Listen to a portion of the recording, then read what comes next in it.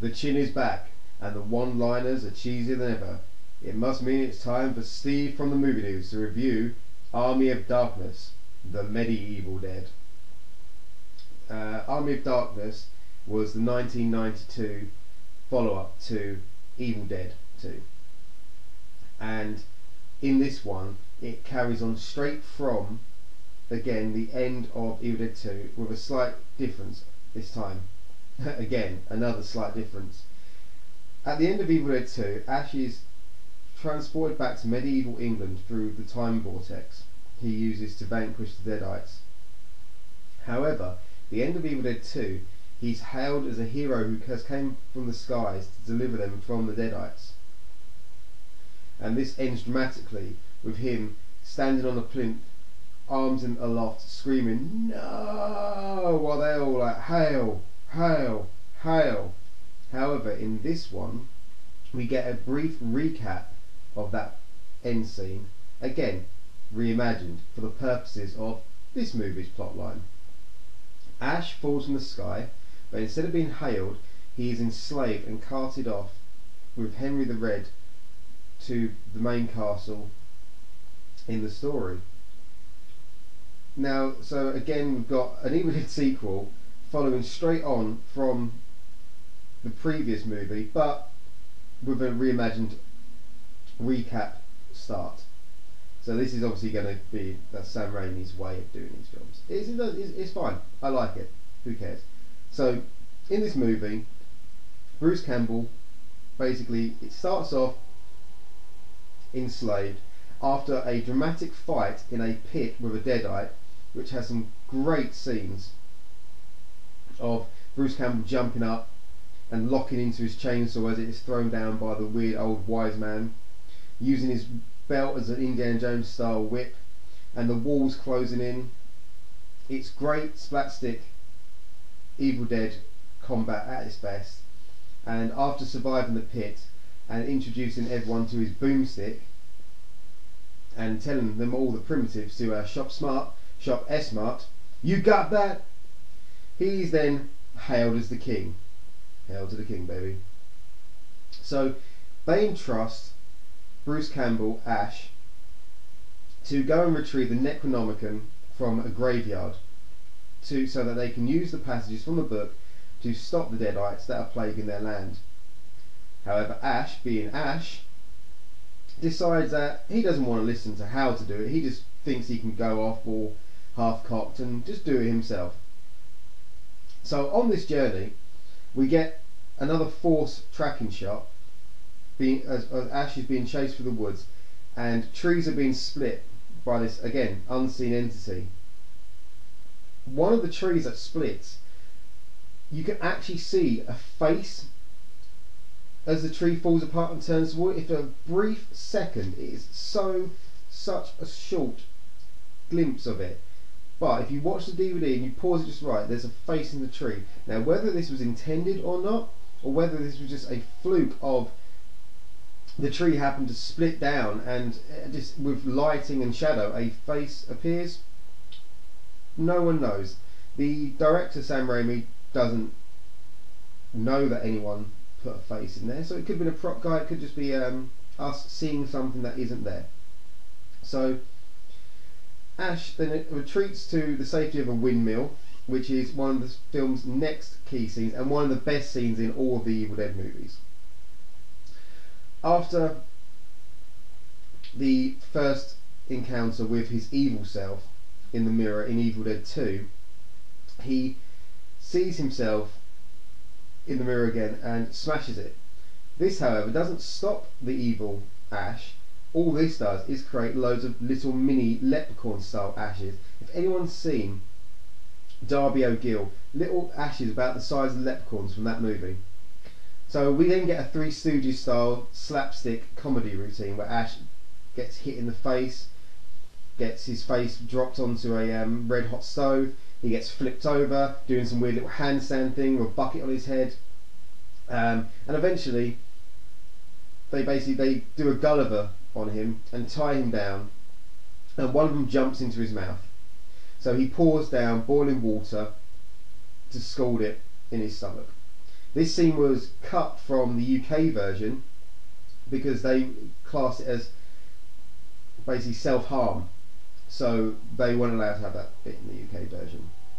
Now the thing is, the scalding water doesn't take out the little evil Ash inside him. Instead it starts to grow, and he gets an itch on his shoulder, and this weird eye pops out. Another Sam Raimi trademark there, because the similar eye was used in Drag Me to Hell when it comes out of the cake. So Ash basically then grows a head and grows a body and splits into two. And one is good Ash, and he's bad Ash, and the other is goody little two shoes. So Ash, bang, shot in the face, because he's not that good. Again, dig, dig, dig, buried, big cross. After, of course, another classic chainsaw scene, done in the Sam Raimi style of...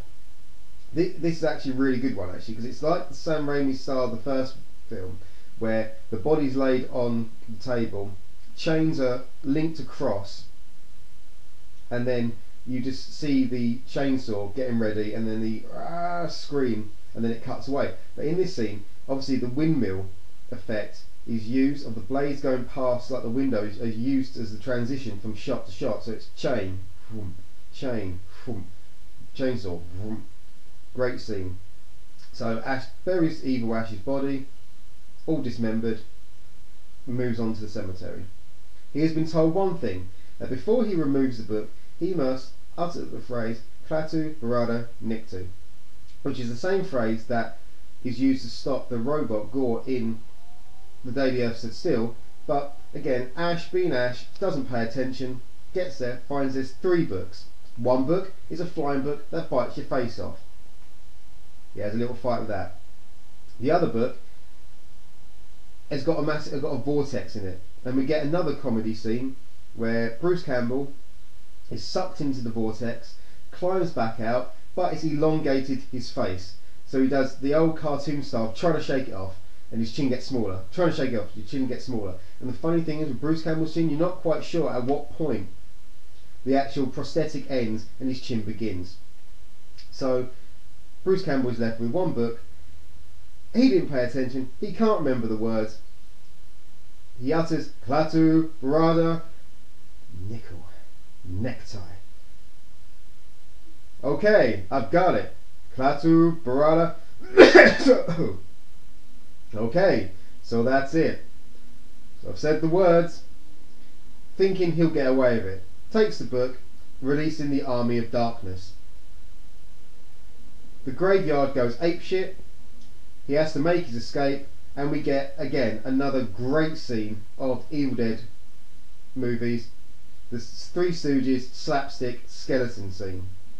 He gets tripped over by the skeleton arms coming out of the ground, punched in the face, poked in the eye, and the classic, the 2-finger poke in the eye. He blocks it, then 2 fingers come in through the side and poke him in the either eye. He can't block that one. So he makes it back to the castle. Meanwhile, Evil Ash has now come back and is gathering up the Army of Darkness to lead an assault on the castle to regain the Necronomicon. Ash just wants to go back and forget about it all, because although he's the hero in these films, he really isn't. It's like the first film. You're sitting there thinking that Scott is going to be the one to save her the day, and then by the end of it you're like, really? We're left with this guy? We're left with Ash? And in Army of Darkness he carries on the personality of being, he's this real coward, he's this real kind of a dick, and thinks he's so cool, yet he always wants to run away, but when it comes to it, he doesn't. He is a hero, and he trains up what's left of the population of the castle to fight the Army of Darkness. He turns the Oldsmobile, the classic, into some kind of battle tank with a massive spinning blade on it, which kind of looks like something that they'd be like a He-Man would use. So the Army of Darkness lead an assault on the castle, and you've got to see it to believe it. It's fantastic. It's so cheesy, but it's great. Some of the skeletons are Stan Winston animatronics, some are just guys in suits. You can tell the difference because the ones in suits just look well fed in comparison. So it's a real mix. You've got a lot of stop motion animation thrown in as well, because being 1992, CGI just really broke, and only films like Terminator 2 were using it for things like this. So Sam Raimi didn't have that on hand. But it leads to the charm of it. The charm of this movie is how Jason the Argonauts, a lot of the effects are. Anyway, you end up with a climatic sword duel between Evil Ash and Good Ash, and a fantastic finale where Evil Ash is launched into the sky on a bag of gunpowder. Yes, Ash, with his chemistry book in his trunk, teaches medieval England how to make gunpowder. Fantastic. This film is absolutely a must-see, and it's one of the most enjoyable movies, not just of the Evil Dead franchise, but one of the most enjoyable movies of its time, and one of the most enjoyable movies today. It's one of those films you can sit back, relax, and just enjoy and laugh at. Okay, deleted and additional scenes. In the original script, the scene where Bruce Campbell is being told about the Book of the Dead, the original fight-off between the Witch Deadite was going to involve lot more wire work, columns falling over, and just a gigantic, massive battle sequence. I believe this has now been actually rendered in a comic book, but due to budgetary constraints, they weren't able to actually do the scene they wanted. So you pretty much get just a Bruce Campbell, few kicks, boom stick, few kicks, boom stick, and the classic over his shoulder, facing away, bang. Oh yeah, shot. The end of the movie, there's two endings. My personal favourite is the depressing ending. Is the one where Bruce Campbell takes one drop too many of the sleeping potion and wakes up 100 years further into the future to a post-apocalyptic London. Now the reason I like this version is, one, he steps out of a cave that's blatantly round the corner from the studio in Hollywood, and he's overlooking London. But two, I really like it because it could lead into a fantastic sequel, which I hope they would have made at the time. Basically, Evil Dead 4, Army of Armageddon.